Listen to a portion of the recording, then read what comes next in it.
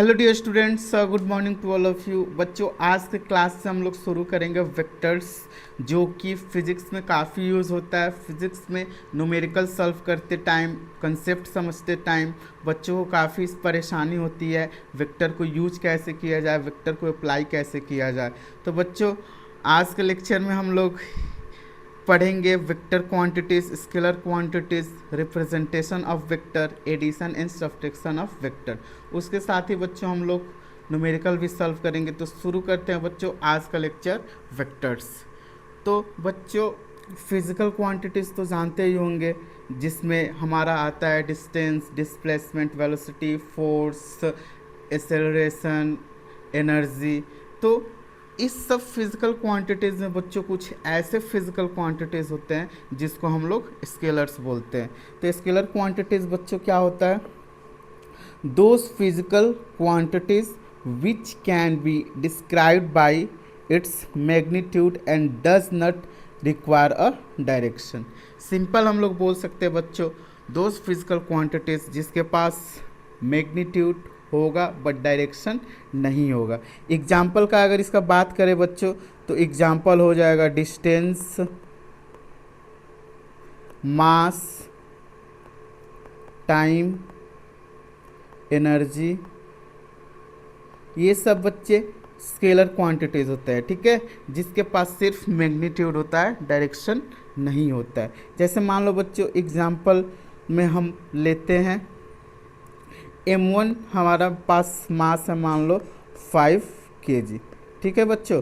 तो यहाँ पे 5 को बोलते हैं बच्चों न्यूमेरिकल वैल्यू। 5 को क्या बोलते हैं बच्चों? न्यूमेरिकल वैल्यू,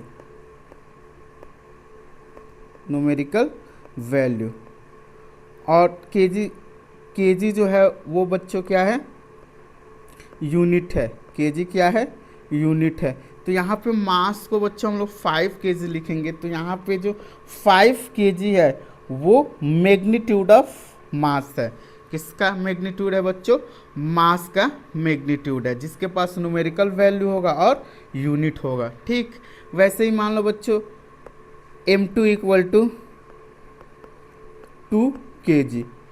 अब देखो बच्चों, मैं बोलूँगा यहाँ पे टोटल मास क्या होगा, तो आप सिंपली बोलेंगे 7 kg। तो टोटल मास को मान लेता हूँ M equal to M1 plus M2। तो यहाँ पे 5 प्लस 2 इक्वल टू 7 kg, ठीक है बच्चों। तो ध्यान देना, जब भी हम लोग स्केलर क्वांटिटीज़ को ऐड करते हैं तो यूनिट सेम होना चाहिए। मीन्स सेम यूनिट वाले क्वांटिटीज़ को ही एक साथ ऐड सब्सट्रैक्ट कर सकते हैं, ठीक है बच्चों। इसको ऐड सब्सट्रैक्ट करने के लिए सिंपल अलजेब्रा का यूज करते हैं, ठीक। दिमाग लड़ाने का कोई ज़रूरत नहीं है, ठीक। नेक्स्ट आता है बच्चों हमको हमारे पास वेक्टर क्वांटिटीज़। तो वेक्टर क्वांटिटीज़ क्या होता है बच्चों? Those physical quantities which has magnitude and particular direction. किसी बुक में बच्चों लिखा रहता है स्पेसिफिक डायरेक्शन या एक पर्टिकुलर डायरेक्शन, ठीक है। एग्जाम्पल का बात किया जाए तो एग्जाम्पल होता है बच्चों displacement, velocity, force, momentum, torque. ये सब वेक्टर क्वांटिटीज़ है। जब भी बच्चों हम लोग इसको पढ़ेंगे या इससे हम लोग कोई भी न्यूमेरिकल सॉल्व करेंगे तो इसमें वेक्टर का कंसेप्ट यूज होगा, ठीक है बच्चों। ठीक, जैसे मान लेते हैं, देखो बच्चों सिंपल हमारे पास मान लो ये टेबल है, इस टेबल पे बॉक्स रखा हुआ है, ठीक है। इस डायरेक्शन में मान लो बच्चों F A equal to force लग रहा है 4 न्यूटन, और इसके अपोजिट डायरेक्शन मान लो बच्चों लग रहा है F B force equal to 3 newton, ठीक है बच्चों। अगर मैं पूछूँ एफ नेट क्या होगा, एफ नेट, तो यहाँ पे बोलोगे बच्चों 4 newton plus minus 3 newton equal to 1 newton. तो नेट फोर्स जो बच्चों होगा वो 1 न्यूटन होगा। नेट फोर्स मतलब हमने यहाँ पे टोटल फोर्स निकाला हुआ है, ठीक है। अगर इसी केस को मान लो बच्चों फोर्स जो है वो एक सेम डायरेक्शन में अप्लाई हो इस बॉडी पे। मान लेते हैं ये है F B equal to 3 newton. इसी डायरेक्शन में बच्चों दूसरा फोर्स भी लग गया, F A equal to 4 newton. अब यहाँ पे बच्चों मैं टोटल फोर्स पूछूं एफ नेट, तो क्या बोलोगे, 4 newton plus 3 newton equal to 7 newton. यहाँ भी बच्चों टोटल फोर्स ही फाइंड किया है, बट यहाँ पे 7 न्यूटन आया है वैल्यू, यहाँ पे 1 न्यूटन आया है। अब देखो बच्चों यहाँ पे 1 न्यूटन आने का रीज़न ये है कि फोर्स अलग अलग डायरेक्शन में लग रहा है, और इस केस में फोर्स एक ही डायरेक्शन में लग रहा है। तीसरा केस कंसीडर कर लो बच्चों, मान लो उसी बॉक्स पे एफ फोर्स जो लग रहा है, F A equal to 4 newton. अब जो एफ बी लग रहा है वो इसके ऊपर लगने लगा, F B equal to 3 newton. अब इस केस में बच्चों मैं पूछूं नेट फोर्स क्या होगा, नेट फोर्स क्या होगा, तो यहाँ पे जो नेट फोर्स होगा वो होगा बच्चों 5 न्यूटन, जो कि इस डायरेक्शन में होगा। एफ नेट फोर्स जो होगा वो 5 न्यूटन होगा। तो यहाँ पे दोनों फोर्स लग रहा था जिसके बीच एंगल कितना था बच्चों, 90 था, ठीक है। तो यहाँ पे हम लोग फोर्स फाइंड किए हैं, net force means total force, but हर जगह बच्चों वैल्यू क्या आ रहा है, वैल्यू आ रहा है, अलग अलग वैल्यू आ रहा है, ठीक। तो वेक्टर को जब भी ऐड सब्सट्रैक्ट डिवाइड करेंगे तो हम vector law of addition subtraction multiplication and division को यूज करेंगे, ठीक है बच्चों। इसको हम लोग आगे पढ़ेंगे कि कैसे यहाँ 1 न्यूटन आया, 7 न्यूटन आया और 5 न्यूटन आया। तो वेक्टर को हम लोग बच्चों जब भी ऐड करेंगे, सब्ट्रैक्ट करेंगे, डिवीज़न करेंगे एंड मल्टीप्लिकेशन करेंगे तो इसका अपना रूल होता है, उसके अकॉर्डिंग हम लोग इसको add subtract divide and multiply करेंगे, ठीक है बच्चों। नेक्स्ट हमारा टॉपिक आता है बच्चों रिप्रेजेंटेशन ऑफ वेक्टर। वेक्टर को रिप्रेजेंट कैसे करते हैं, ठीक है बच्चों। तो मान लेते हैं हमारे पास बच्चों ये स्ट्रेट लाइन है, ठीक है बच्चों, ये मान लेते हैं स्ट्रेट लाइन है, ठीक। अब इस स्ट्रेट लाइन में हम एरो लगा देते हैं तो ये वेक्टर को रिप्रेजेंट कर रहा है। अब इस लाइन के पास बच्चों अपना लेंथ होगा, ठीक है। मान लेते हैं इस लाइन के पास अपना लेंथ है, इस लाइन के पास अपना लेंथ है ए, इस लाइन का लेंथ है बच्चों मान लो ए, ठीक है। और इसको हम लोग रिप्रेजेंट करेंगे तो इसको हम लोग सिंबलिक रिप्रेजेंटेशन मान लेते हैं वेक्टर ए, ठीक है। ये वेक्टर ए हो गया। वेक्टर ए का ये होता है टेल, ये क्या होता है बच्चों, टेल होता है, और ये होता है हेड, ठीक है बच्चों। और लेंथ ऑफ वेक्टर को हम लोग बोलते हैं, लेंथ ऑफ वेक्टर को ही हम लोग बोलते हैं मैग्नीट्यूड, मैग्नीट्यूड ऑफ वेक्टर, ठीक है बच्चों। तो देख जब भी हम लोग क्वेश्चन सॉल्व करेंगे, जैसे मान लो ये हमारे पास टेबल पे कोई ऑब्जेक्ट रखा हुआ है, ठीक, इधर हमने एरो बना दिया स्ट्रेट लाइन में, इसको मैं एफ ए इक्वल टू लिख दिया 10 न्यूटन, ठीक है, एफ ए इक्वल टू लिख दिया 10 न्यूटन, और इसके अपोजिट साइड में इससे कम फोर्स लगा रहा हूँ तो एफ वी लिख दिया मैं 5 न्यूटन। तो एरो ज़्यादा है मीन्स ये क्या बता रहा है कि इस फोर्स का मैग्नीट्यूड क्या है, ज़्यादा है, ठीक है। तो लेंथ क्या बच्चों बताएगा, मैग्नीट्यूड ऑफ वेक्टर। अब यहाँ पे बच्चों जो एरो है ना, यहाँ पे जो एरो है बच्चों ये एरो बताएगा डायरेक्शन ऑफ वेक्टर, ठीक है। जैसे बच्चों महाभारत या रामायण देखे होंगे, वहाँ पे जब तीर चलाया जाता था तो मान लो राम जी तीर चला रहे हैं रावण के पास, तो राम से रावण के बीच जो लेंथ है वो हो गया मैग्नीट्यूड, और डायरेक्शन हो गया राम से रावण की ओर, ठीक है। तो इसी प्रकार हमारे पास वेक्टर के पास दो चीज़ होता है, ठीक है बच्चों। एक होता है मैग्नीट्यूड, तो वेक्टर ए को हम लोग लिखेंगे, वेक्टर के पास ये होता है मैग्नीट्यूड और ये होता है डायरेक्शन, ठीक है बच्चों। ये हो गया मैग्नीट्यूड और ये हो गया डायरेक्शन। ए को बच्चों हम लोग बोलते हैं magnitude, magnitude of vector A, and A cap जो होता है वो होता है बच्चों डायरेक्शन, ठीक है बच्चों। ठीक, इसको हम लोग बोल्ड लेटर में भी कभी कभी लिख दिया जाता है, ठीक, ये कैपिटल लेटर में भी लिखा रहेगा, कोई दिक्कत नहीं। जैसे मान लो हमारे पास ये वेक्टर है, मान लो हमारे पास बच्चों ये वेक्टर है, ठीक। अगर मैं यहाँ पे नाम दे दूँ ओ, यहाँ पे नाम दे दूँ बी, तो ये ओ बी के ऊपर लिखेंगे ये वेक्टर हो गया, जिसका ओ बी क्या हो गया मैग्नीट्यूड, और ओ बी कैप क्या हो गया डायरेक्शन हो गया, ठीक है बच्चों। तो जब भी हम लोग वेक्टर को रिप्रेजेंट करेंगे वो ऐसे ही रिप्रेजेंट करेंगे, ठीक। नेक्स्ट बच्चों हम लोग समझते हैं टाइप्स ऑफ वेक्टर, ठीक। टाइप्स ऑफ वेक्टर क्या होता है, तो पहला टाइप्स है बच्चों पैरेलल वेक्टर्स। पैरेलल वेक्टर्स को डिफाइन करेंगे बच्चों, those vectors which has same direction.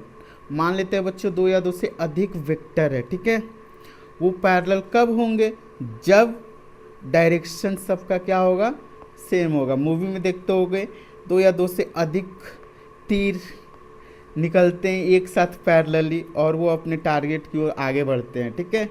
तो यहाँ पे ये मान लो बच्चों दो या दो से अधिक वेक्टर हो गया, वेक्टर का मैग्नीट्यूड क्या हो सकता है बच्चों, कुछ भी हो सकता है, ठीक है, बट डायरेक्शन क्या होना चाहिए सेम होना चाहिए। ये वेक्टर ए हो गया, ये वेक्टर बी हो गया, ये वेक्टर मान लो सी हो गया, ये वेक्टर सी हो गया, ये वेक्टर डी हो गया, ये वेक्टर ई हो गया। तो यहाँ पे बच्चों मान लेते हैं इसका लेंथ ए है, इसका लेंथ बी है, इसका लेंथ सी है, इसका लेंथ डी है, इसका लेंथ ई है। तो डायरेक्शन बच्चों ए कैप इक्वल टू होगा B cap equal to C cap equal to D cap equal to E cap. But magnitude बच्चों अलग अलग हो सकता है, A is not equal to B, is not equal to C, is not equal to D.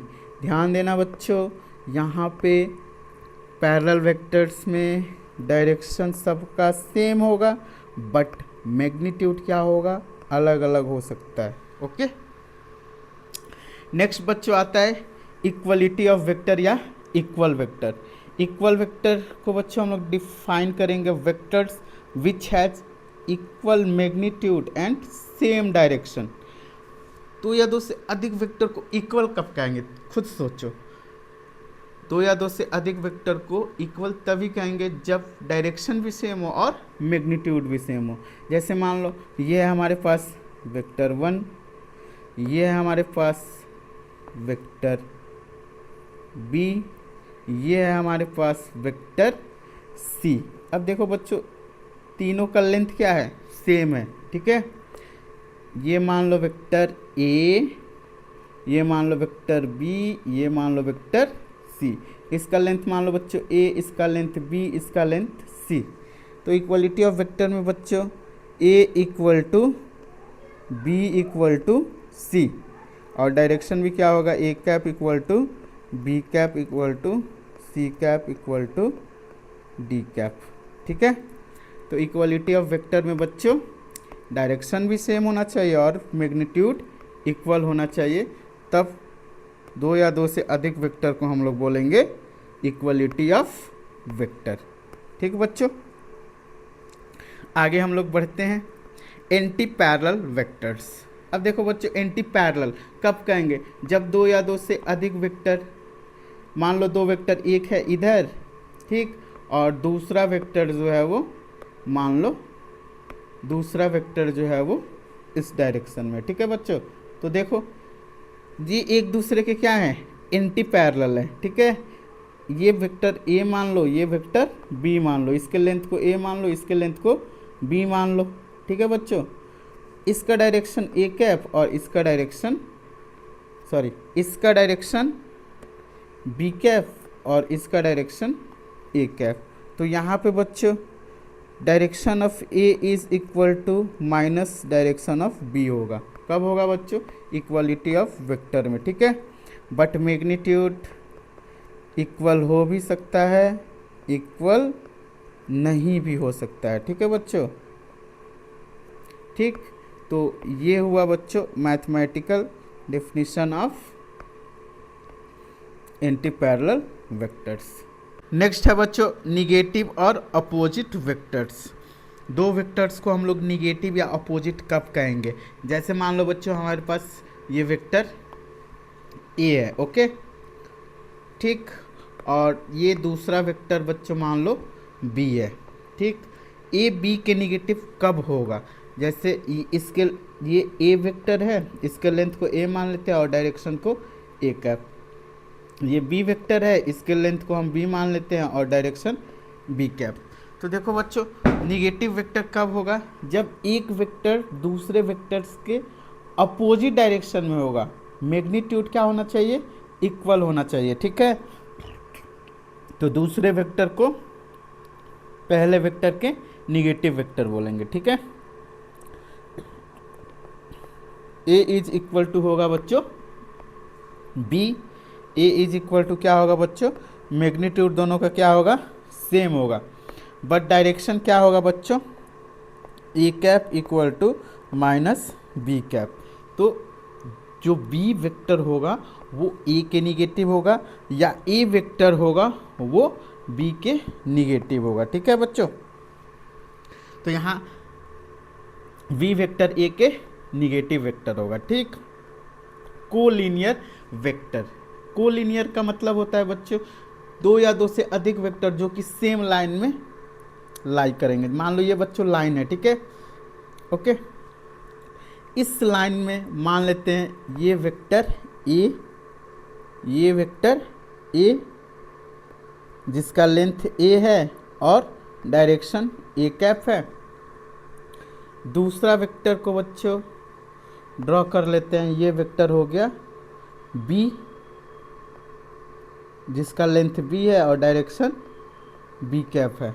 तीसरा vector मान लेते हैं बच्चों इस डायरेक्शन में, ठीक है बच्चों, ये वेक्टर सी जिसका डायरेक्शन सी कैप है।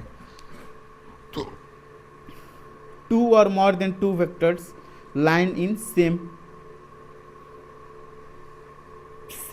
Line, lie in same line, तो हम लोग उस वेक्टर्स को बोलेंगे कोलिनियर वेक्टर्स, ठीक है बच्चों।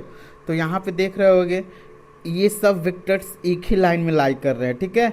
कुछ वेक्टर्स पैरेलल है, मीन्स ये वेक्टर्स पैरेलल है बी वेक्टर्स के, या बी वेक्टर्स एंटी पैरेलल है, एंटी पैरेलल है सी वेक्टर्स के। वही चीज़ मैं लिखा हुआ हूँ, जब भी दो या दो से अधिक वेक्टर्स कोलिनियर होंगे तो थीटा जो होगा वो 0 होगा या 180 डिग्री होगा, ठीक है बच्चों। कोप्लेनर वेक्टर्स, कोप्लेनर वेक्टर्स क्या होता है बच्चों? दो या दो से अधिक वेक्टर्स जो कि एक ही प्लेन में लाई करेंगे, उस वेक्टर्स को हम लोग बोलते हैं कोप्लेनर वेक्टर्स, ठीक है बच्चों। जैसे मान लो ये है हमारे पास वेक्टर ए, ये है हमारे पास बच्चों वेक्टर ए जिसका मैग्नीट्यूड ए होगा और डायरेक्शन ए कैप होगा, ठीक। अब ये A vector, B vector, C vector, A B C D, ये सब जो वेक्टर है ना बच्चों इस टैबलेट के प्लेन में लाई कर रहे हैं, तो ये सब वेक्टर कोप्लेनर वेक्टर्स हैं। Vector A, vector B, vector C and vector D all lie in same plane,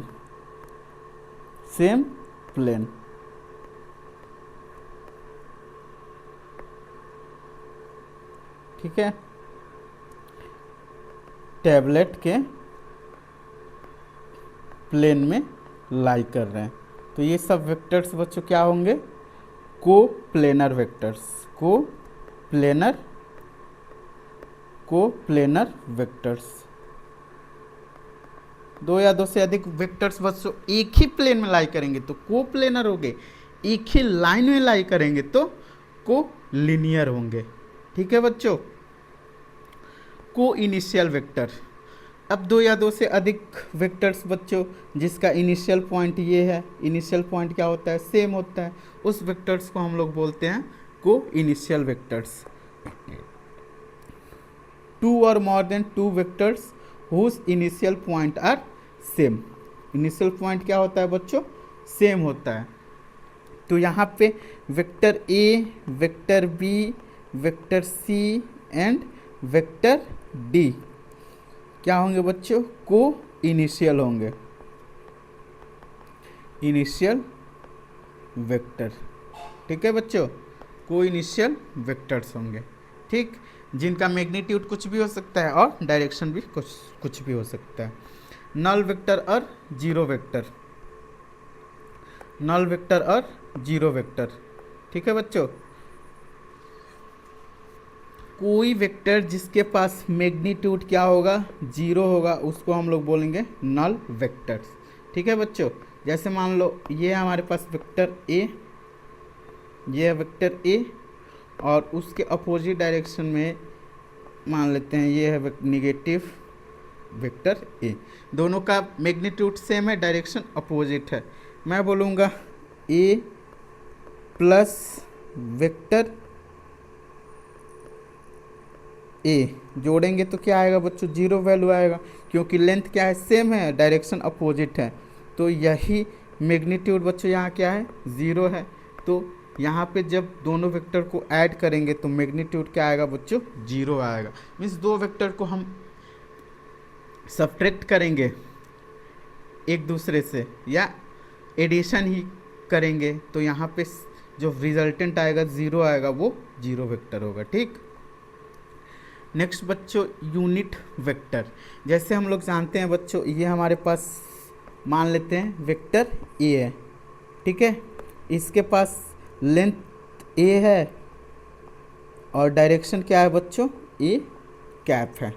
तो वेक्टर ए को हम लोग बच्चों लिख सकते हैं, वेक्टर ए के पास मैग्नीट्यूड ए कैप होगा। ठीक है बच्चों, ए क्या है, मैग्नीट्यूड है। ठीक, तो यहाँ vector A equal to A cap. अब यहाँ पे बच्चों ए कैप हम लोग फाइंड करेंगे, ए कैप बच्चों फाइंड करेंगे तो क्या हो जाएगा, vector A upon A.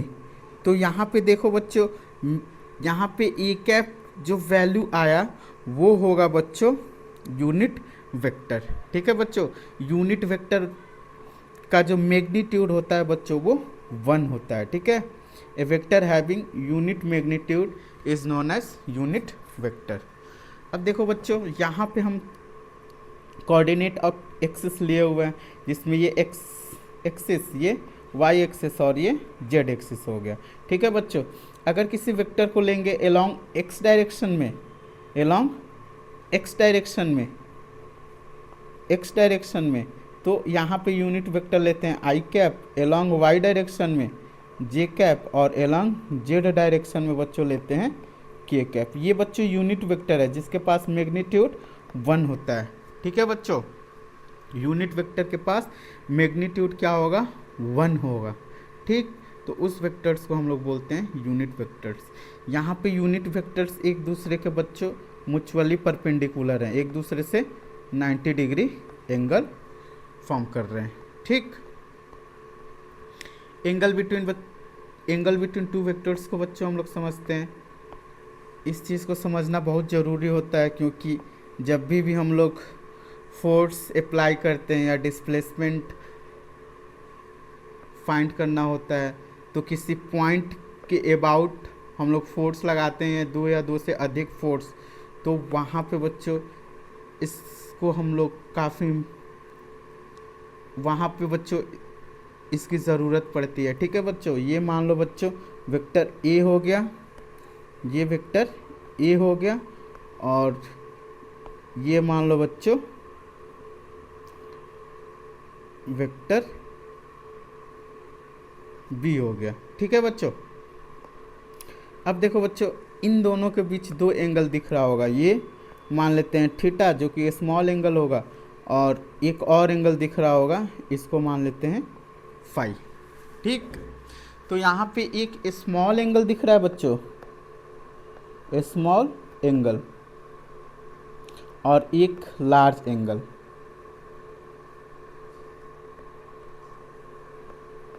Large angle, large angle phi है बच्चों, स्मॉल एंगल थीटा है। तो स्मॉल एंगल को ही बच्चों हम लोग बोलते हैं एंगल बिटवीन टू वेक्टर्स। ठीक है बच्चों, दो वेक्टर्स के बीच स्मॉल एंगल को ही हम लोग बोलेंगे एंगल बिटवीन टू वेक्टर्स। अब बच्चों ध्यान देने वाली बात ये है कि दो वेक्टर के बीच एंगल लेंगे तो दोनों वेक्टर का टेल एक दूसरे से अटैच्ड होना चाहिए या कंटेक्ट होना चाहिए, तभी उनके बीच स्मॉल एंगल जो होगा वही होगा एंगल बिटवीन टू वेक्टर्स। ठीक है बच्चों, तो एंगल बिटवीन टू वेक्टर्स में हम लोग बच्चों ध्यान देंगे, टेल वेक्टर का टेल्स एक दूसरे के पास होना चाहिए, और स्मॉल एंगल को ही हम लोग बोलेंगे एंगल बिटवीन टू वेक्टर्स। जैसे मान लो बच्चों, ये हमारे पास वेक्टर ए है, ठीक है, ये वेक्टर ए है, और ये मान लो बच्चों वेक्टर बी है। ठीक है, अब मान लो मैं यहाँ दे दिया angle theta equal to 30 degree. अब मैं पूछूँ ए बी के बीच एंगल क्या होगा, तो यहाँ पे देखो बच्चों, इस बी वाले वेक्टर का हेड ए वाले वेक्टर के टेल से कनेक्ट है, बट जब भी हम लोग फाइंड करेंगे एंगल तो स्मॉल एंगल लेते हैं, और वेक्टर का टेल एक दूसरे से कनेक्ट होना चाहिए। तो अब देखो बच्चों, यही बी वेक्टर को मैं डायरेक्शन इधर ही है, लेंथ सेम लेंथ ले लिया, तो यहाँ पे देखो बच्चों, यहाँ पे जो दोनों वेक्टर का टेल एक दूसरे से कनेक्ट हो गया, तो यहाँ पे ये जो एंगल बन रहा है वो होगा बच्चों, मान लेते हैं थीटा, जो कि 180 माइनस 30 डिग्री। तो यहाँ पे जो थीटा होगा बच्चों 150 डिग्री होगा। तो एंगल बिटवीन टू वेक्टर्स यहाँ पे बच्चों 150 डिग्री होगा। ध्यान देना बच्चों, दो वेक्टर्स के टेल के बीच स्मॉल एंगल को हम लोग एंगल बिटवीन टू वेक्टर्स कहते हैं। जैसे मान लो बच्चों ये हमारा ऑब्जेक्ट रखा हुआ है टेबल पे, ओके। अब कोई बच्चा इधर से फोर्स लगा रहा है, मान लो एफ ए, ठीक, और कोई बच्चा लगा रहा है बच्चों फोर्स इधर से F B equal to 10 newton. ठीक है बच्चों, तो इस एफ ए को हम लोग ड्रॉ कर सकते हैं, उठा के कहीं भी रख सकते हैं टेल से कंसाइड होने के लिए, यहाँ पे रख देंगे तो ये एफ ए हो जाएगा, और एफ ए के बीच ये एंगल बनेगा, उसको बोलेंगे एंगल बिटवीन टू वेक्टर्स। तो यहाँ पे बच्चों हम लोग ने रिप्रेजेंटेशन ऑफ वेक्टर्स समझ लिया। अब वेक्टर्स को हम लोग ऐड करते हैं, तो वेक्टर्स के पास मैग्नीट्यूड होता है और डायरेक्शन होता है। वेक्टर्स के पास बच्चों मान लेते हैं ये वेक्टर ए हो गया, इसके पास मैग्नीट्यूड ए होगा और डायरेक्शन ए कैप होगा। ठीक है बच्चों, तो जब भी हम लोग वेक्टर्स को ऐड करते हैं तो यहाँ पे डायरेक्शन के वजह से अलग अलग वैल्यू आता है। तो क्यों आता है, कैसे आता है, इस चीज़ को हम लोग समझते हैं। ठीक, तो मान लेते हैं बच्चों ये हमारे पास वेक्टर ए हो गया। ठीक है बच्चों, ये वेक्टर ए हो गया, जिसका लेंथ है बच्चों, ध्यान देना बच्चों, जिसका लेंथ बोल रहा हूँ, जिसका लेंथ मान लो बच्चों ए है, जिसका लेंथ ए है, ये इस वेक्टर का बच्चों लेंथ है ए। ठीक है, दूसरा वेक्टर मान लो बच्चों ये रहा हमारे पास दूसरा वेक्टर, जिसका डायरेक्शन इधर है। इन दोनों के बीच एंगल को मान लो बच्चों थीटा। ये वेक्टर बच्चों बी है। अब इस बी वेक्टर का लेंथ बच्चों मान लो पी। इस बी वेक्टर का ये बच्चों लेंथ हो गया बी। ठीक है, तो देखो बच्चों, क्या मैं बी वेक्टर को उठा के इसके हेड से यहाँ पे ड्रॉ कर दूँ तो कोई चेंजिंग हुआ? देखो सेम लेंथ सेम डायरेक्शन है कि नहीं, यहाँ पे जो है वही चीज़ यहाँ पे है। ठीक है, तो ये बी वेक्टर को मैं उठा के यहाँ रख दिया, लेंथ में भी कोई चेंजिंग नहीं, मैग्नीट्यूड भी वही है और डायरेक्शन भी वही है। ठीक, अब यहाँ पे बच्चों वेक्टर ए के टेल को वेक्टर ए के टेल को वेक्टर बी के हेड से मिलाते हैं, तो इसी को हम लोग बोलते हैं रिजल्टेंट, जिसको हम लोग बोलते हैं vector A plus vector B का सम होगा। ठीक है बच्चों, ठीक, तो इसको हम लोग प्रूफ करते हैं। मान लेते हैं ए जो है वो बच्चों क्या है, मैग्नीट्यूड ऑफ वेक्टर ए, और बी क्या है बच्चों, बी जो है वो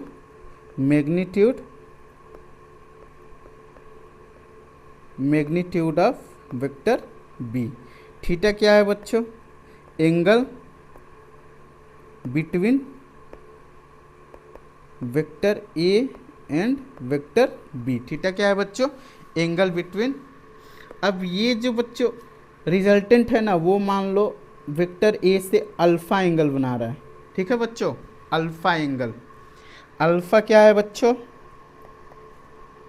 angle between resultant vector R and A. ठीक है बच्चों, आ जाओ अब हम लोग ड्राइव करते हैं। अब क्या करेंगे बच्चों, इसको मान लो मैं आगे की तरफ ड्रॉ करता हूँ और इस पॉइंट से मैं यहाँ पे परपेंडिकुलर लाइन खींचता हूँ एम। ठीक है बच्चों, अब मैं नाम दे देता हूँ, नाम कुछ भी दे सकते हैं। ठीक है, नाम में बच्चों कंफ्यूज मत होना। यहाँ मान लो मैं नाम दे दिया ओ ए बी एम। ठीक है बच्चों, ए वेक्टर का लेंथ ए है, बी वेक्टर का लेंथ बी है।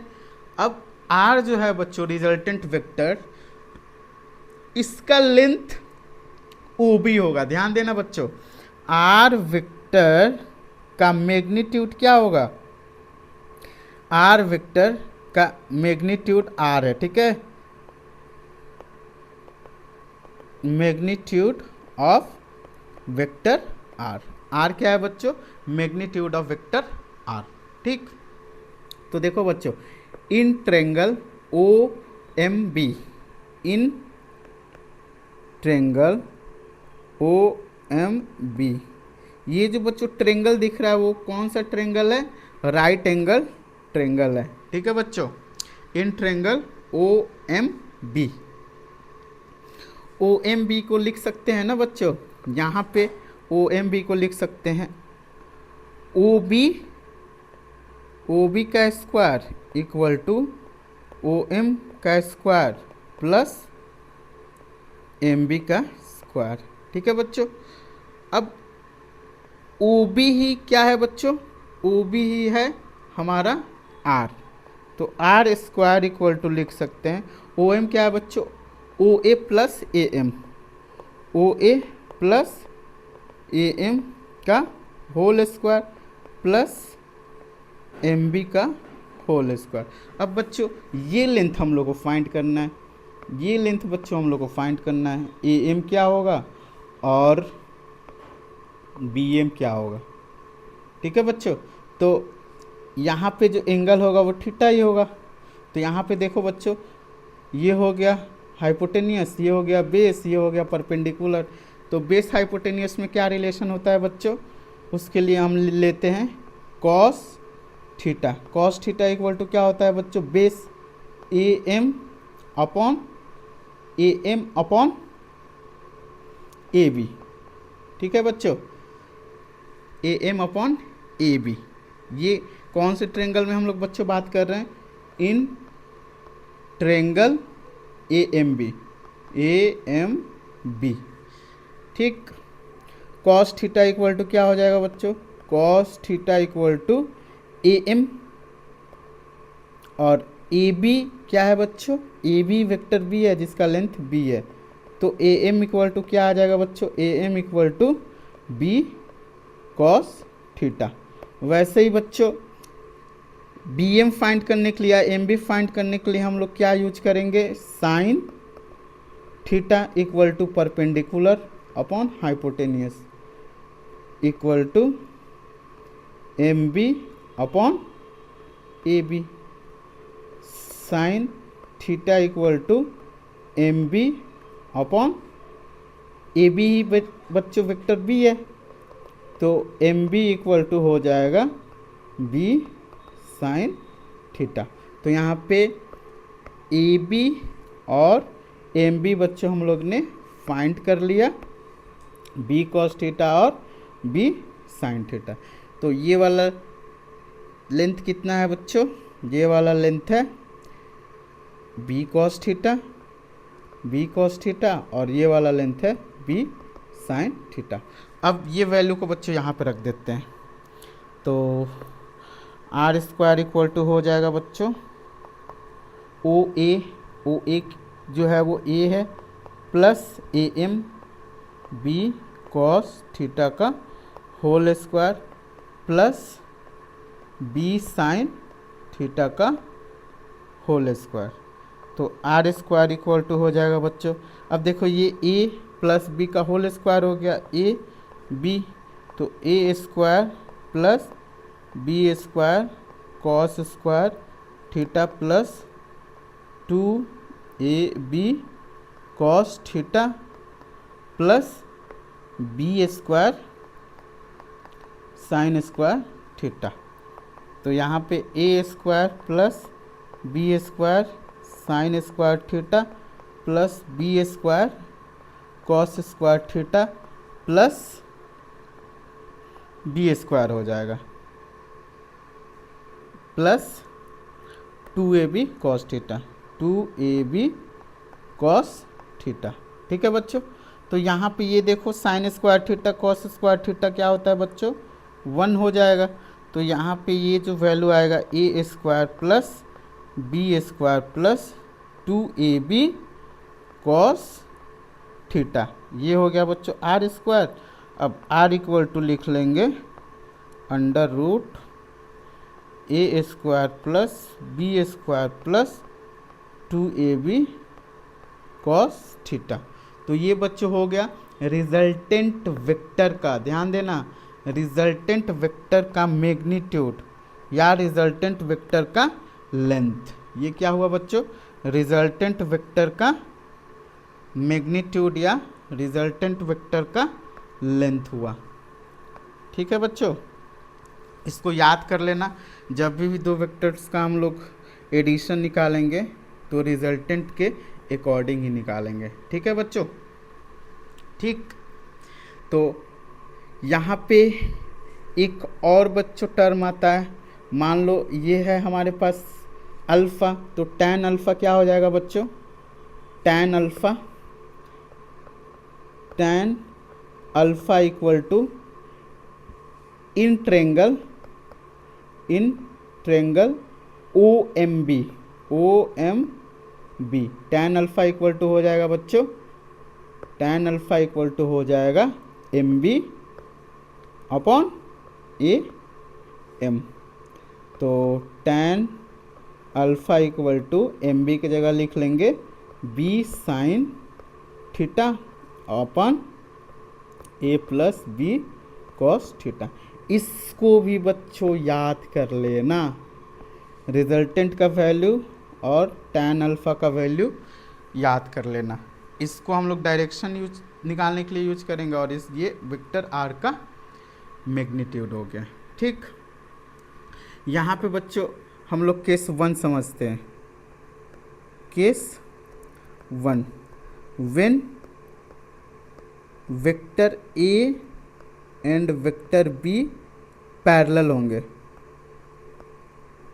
पैरेलल होंगे तो थीटा बच्चों क्या होगा, थीटा जो होगा वो 0 डिग्री होगा। थीटा क्या होगा बच्चों, 0 डिग्री होगा जब दो वेक्टर पैरेलल होंगे। जैसे मान लो ये वेक्टर ए है, ये वेक्टर ए है और ये वेक्टर बी है, ये वेक्टर बी है। ठीक है बच्चों, दोनों एक दूसरे के पैरेलल है तो थीटा यहाँ क्या है, 0 डिग्री है। तो इस फार्मूला में अगर हम लोग रख दें थीटा इक्वल टू 0 तो A square plus B square plus 2ab cos 0 का वैल्यू 1, तो ये हो जाएगा 2ab। ठीक, तो r इक्वल टू हो जाएगा बच्चों a प्लस बी। मतलब सिंपली यहाँ पे जो रिजल्टेंट होगा वो दोनों वेक्टर जुड़ जाएगा। जैसे हमने यहाँ पे बच्चों एग्जाम्पल लिया, देखो यहाँ पे हमने एग्जाम्पल लिया, इस केस में सेम डायरेक्शन में फोर्स लगाया, ये रहा सेम डायरेक्शन में फोर्स लगाया तो यहाँ पे देखो बच्चों थीटा क्या था, 0 था तो जुड़ गया। और इस केस में अपोजिट है, मतलब थीटा क्या है 180 है और इस केस में थीटा क्या है बच्चों 90 डिग्री है। इसीलिए अलग अलग वैल्यू के लिए अलग अलग रिजल्टेंट आ रहा था, जो कि यहाँ पे हम लोग समझ रहे हैं। ठीक, दूसरा केस आता है बच्चों case 2, theta equal to 90 degree. ठीक है बच्चों, तो ए वेक्टर जो होगा वो परपेंडिकुलर होगा वेक्टर बी के। तो ये रहा हमारे पास बच्चों ए वेक्टर और दूसरा रहा ये बच्चों हमारे पास वेक्टर बी। ठीक है, इन दोनों के बीच एंगल कितना है 90 डिग्री है, तो इस फॉर्मूला में हम cos 90 रखेंगे तो 0 हो जाएगा। तो r इक्वल टू होगा under root A square plus B square. तो जब दो वेक्टर एक दूसरे के परपेंडिकुलर होंगे बच्चों तो रिजल्टेंट का जो वैल्यू होगा r equal to Pythagoras use कर लेना। ठीक, केस 3 बच्चों देखो, case 3 A is anti parallel to vector B. मतलब ये एक दूसरे क्या होंगे, अपोजिट होंगे। ये मान लो बच्चों वेक्टर ए हो गया और ये मान लो बच्चों वेक्टर बी हो गया, ये वेक्टर बी हो गया। ये एक दूसरे क्या है बच्चों एंटी पैरेलल है, मीन्स इन दोनों के बीच जो थीटा होगा वो 180 होगा। 180 का वैल्यू बच्चों होता है -1, तो r इक्वल टू हो जाएगा under root A square plus B square minus 2ab cos 180 का वैल्यू माइनस होता है -1, तो r इक्वल टू हो गया a माइनस बी। ये जो रिजल्टेंट वेक्टर होता है ना बच्चों r, वो मिनिमम वैल्यू होता है। r equal to a minus B, minimum same direction में होंगे तो मैक्सिमम, परपेंडिकुलर होंगे तो पाइथागोरस यूज कर लेना। ठीक है बच्चों, इस क्वेश्चन से और अच्छी तरह से समझ में आ जाएगा। यहाँ पे बच्चों क्वेश्चन कह रहा है एक है हमारे पास वेक्टर ए, ये वेक्टर ए है, ये वेक्टर ए है और दूसरा वेक्टर है हमारे पास बच्चों वेक्टर बी। वेक्टर बी का मैग्नीट्यूड बच्चों 4 न्यूटन और वेक्टर ए का मैग्नीट्यूड दिया हुआ है 3 न्यूटन। ठीक है बच्चों, फर्स्ट केस में क्या कह रहा है, दोनों एक दूसरे के पैरेलल होंगे। फर्स्ट केस में बच्चों थीटा क्या है 0 डिग्री, मतलब वेक्टर ए और वेक्टर बी क्या होंगे बच्चों पैरेलल होंगे। ये vector A equal to 3 newton और ये हो गया vector B equal to 4 newton, vector B equal to 4 Newton.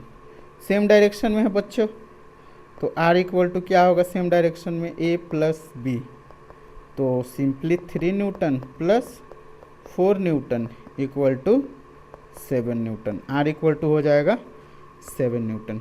ठीक बच्चों, अब देखो दूसरा केस में क्या कह रहा है, दूसरा केस में ये कह रहा है जब दोनों एक दूसरे से 180, मतलब ये वेक्टर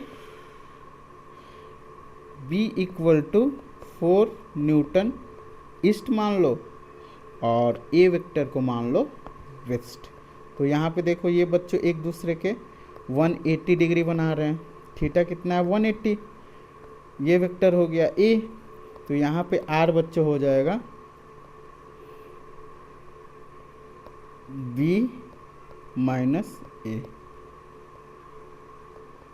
ठीक, तो आर इक्वल टू हो जाएगा बच्चों 4 newton minus 3 newton equal to 1 newton. तो यहाँ पे रिजल्टेंट फोर्स जो आया बच्चों वो 1 न्यूटन आया। ठीक है बच्चों।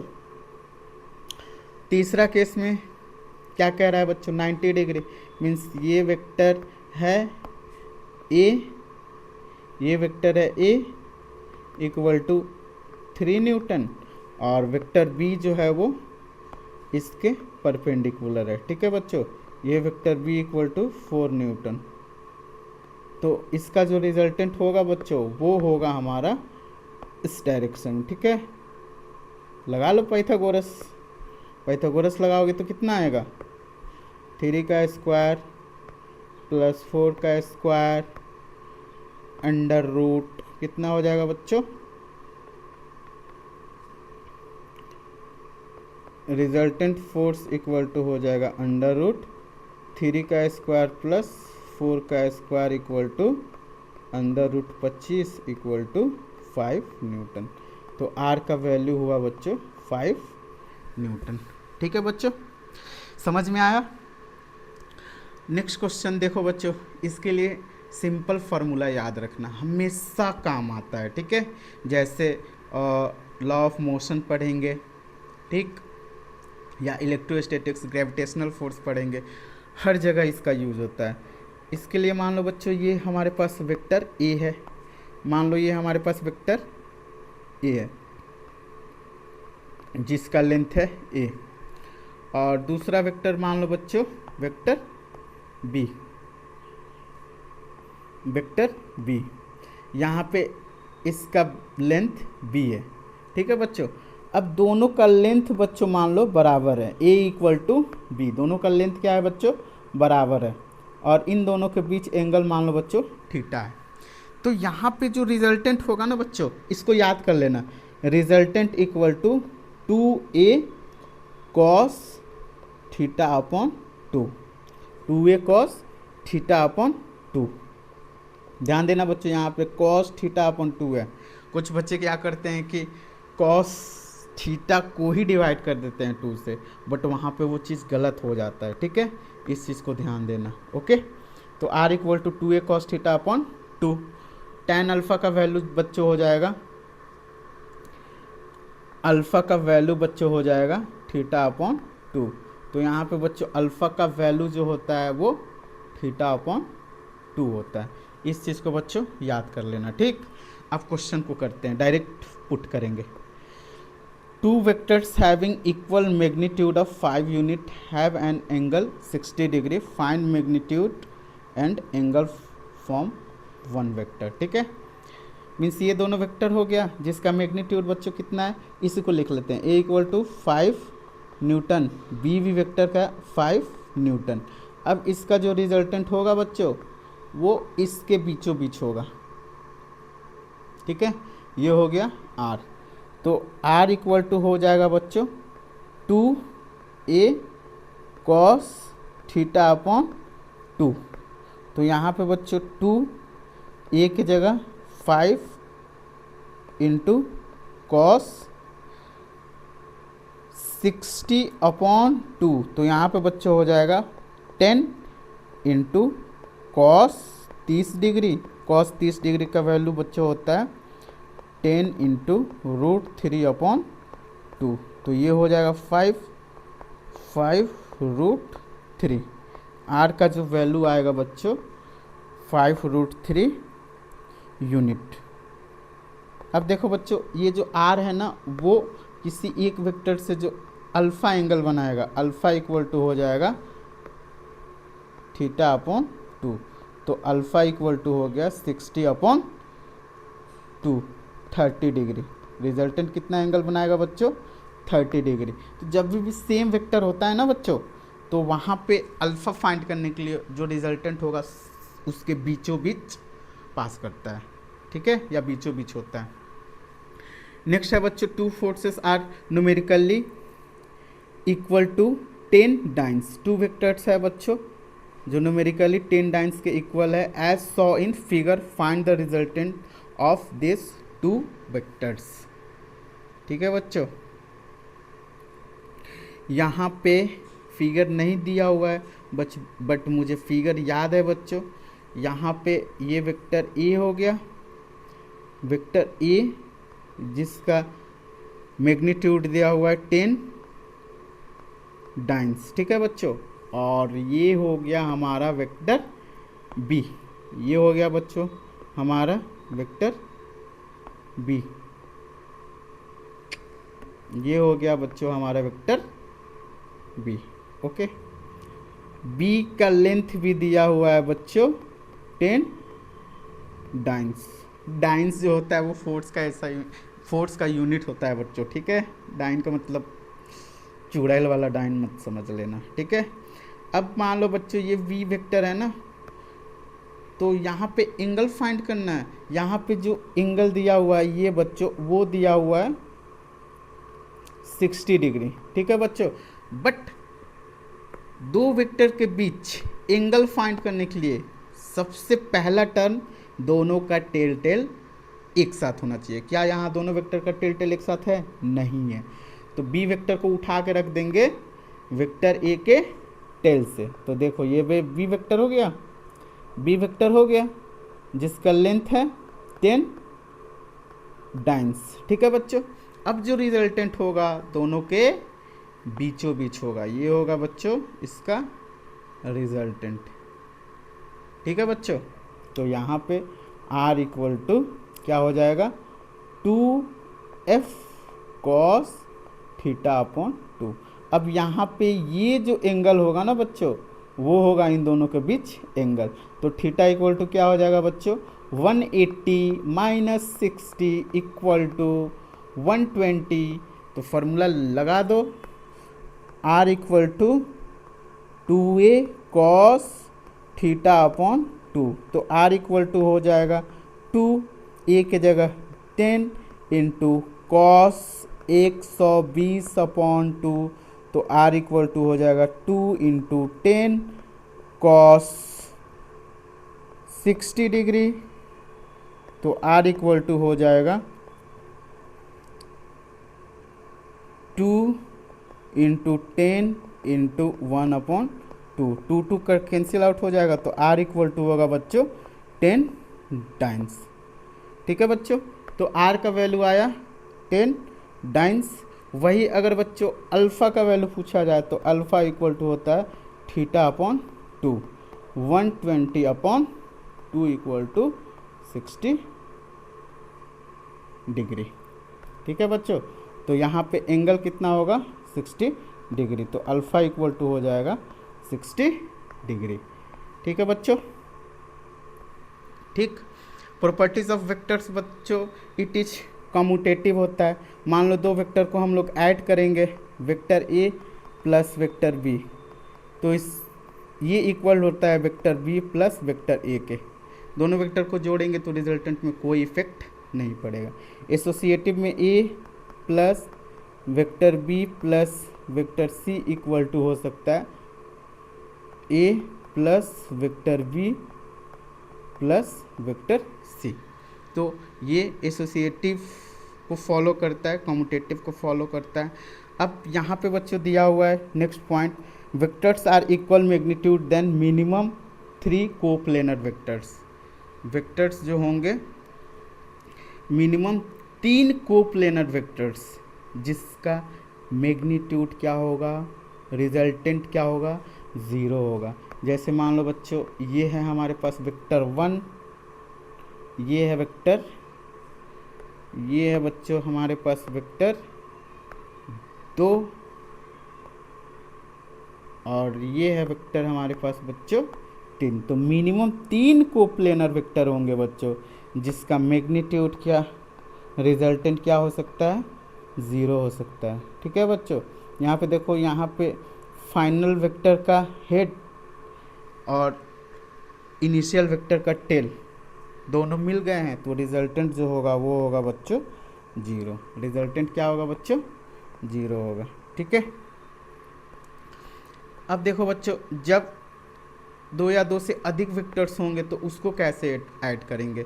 तो उसको हम लोग ऐड करने के लिए लॉ ऑफ पॉलीगन यूज करते हैं। पॉलीगन मीन्स होता है नंबर ऑफ वेक्टर्स ज़्यादा होंगे तो इसको हम लोग यूज करते हैं। बेसिकली पॉलीगन जो होता है वो लॉ ऑफ ट्रेंगल का ही एक्सपेंडेड फॉर्म होता है। जैसे देखो बच्चों, देखो मान लो दो वेक्टर को अभी कंसीडर करते हैं, वेक्टर ए एंड बी। तो ये है बच्चों वेक्टर ए, ये है बच्चों वेक्टर ए, ठीक, ये है बच्चों वेक्टर ए, वेक्टर ए। ठीक है, अब बी वेक्टर को इसके टेल से हम लोग बच्चों लगाते हैं, सेम डायरेक्शन सेम मैग्नीट्यूड। ये है वेक्टर, देखो सेम डायरेक्शन सेम लेंथ, ये है वेक्टर बी। वेक्टर सी को बच्चों हम लोग, अब देखो इसका रिजल्टेंट मैं पूछूं बच्चों तो इसका रिजल्टेंट बोलोगे ये होगा, ये होगा बच्चों vector A plus vector B. अब सी वेक्टर को ऐड करेंगे बच्चों तो ये नया वेक्टर आ गया ए प्लस बी। सी वेक्टर को ऐड करेंगे तो बी वेक्टर के हेड से बना लेते हैं सी वेक्टर। देखो बच्चों सेम डायरेक्शन, ये हो गया वेक्टर सी। तो अब इसका ये रिजल्टेंट हो जाएगा, ये क्या हो जाएगा बच्चों? ए प्लस बी प्लस सी।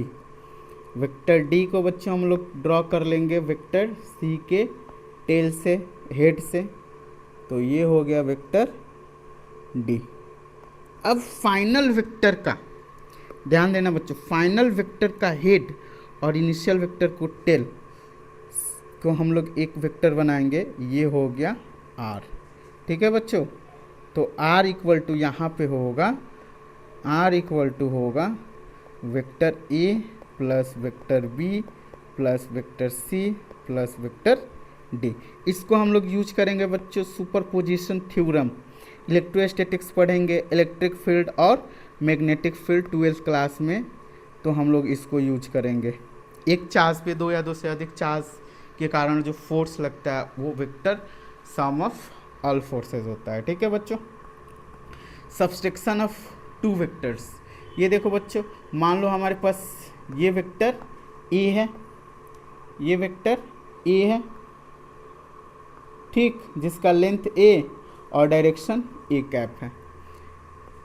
दूसरा वेक्टर मान लो बच्चों ये है हमारे पास वेक्टर बी, और इन दोनों के बीच एंगल है बच्चों थीटा।